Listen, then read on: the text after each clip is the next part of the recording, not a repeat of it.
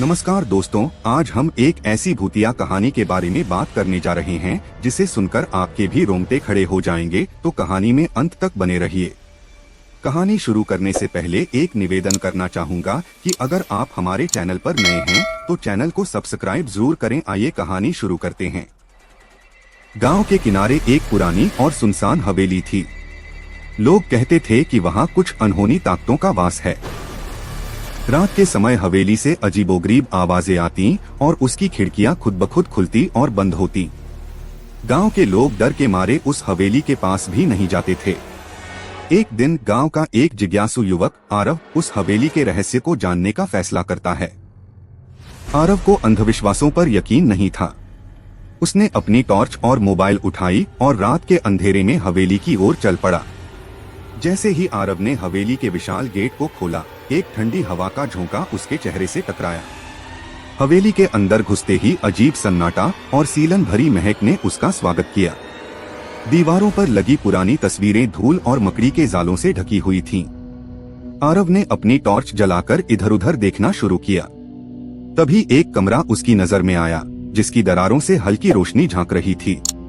उसने दरवाजा खोला तो देखा कि कमरे के बीचों बीच एक पुराना लकड़ी का झूला था, जो अपने आप धीरे धीरे हिल रहा था। कमरे की ठंडक इतनी बढ़ गई कि आरव के हाथ पैर जमने लगे। अचानक झूले के पास एक परछाई प्रकट हुई। आरव का दिल जोर जोर से धड़कने लगा। वह पीछे हटने लगा, लेकिन तभी दरवाजा खुद ब खुद बंद हो गया। परछाई धीरे धीरे आकार लेने लगी और एक बूढ़ी महिला का चेहरा स्पष्ट हुआ। उसकी आंखें लाल और चेहरा झुर्रियों से भरा हुआ था। महिला ने कराहते हुए कहा, तुम यहाँ क्यों आए हो? ये हवेली मेरी है।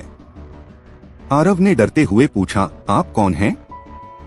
महिला ने बताया कि वह इस हवेली की मालकिन थी, जिसे उसके अपने ही परिवार ने धोखे से मार दिया था। उसकी आत्मा पिछले 50 सालों से बदला लेने के लिए भटक रही थी। वह किसी को भी इस हवेली में चैन से रहने नहीं देती। आरव ने हिम्मत जुटाकर कहा, आपकी आत्मा को शांति चाहिए, मैं आपकी मदद कर सकता हूँ। महिला ने हंसते हुए कहा, तुम मुझे शांति नहीं दे सकते। तुमने यहाँ आकर मेरी नींद भंग की है, अब तुम इसकी कीमत चुकाओगे। इतना कहते ही महिला हवा में गायब हो गई, लेकिन कमरे की दीवारें खून से लाल हो गईं। आरव का शरीर अचानक जकड़ने लगा। उसे लगा जैसे कोई अदृश्य शक्ति उसे खींच रही है। वह चिल्लाने की कोशिश करता है, लेकिन उसकी आवाज बाहर तक नहीं पहुंचती। अगली सुबह गांव वालों ने हवेली के बाहर आरव का मोबाइल और जूते पड़े हुए देखे, लेकिन आरव का कहीं कोई नामो निशान नहीं था। कहते हैं, जो भी उस हवेली में जाता है फिर कभी वापस नहीं लौटता।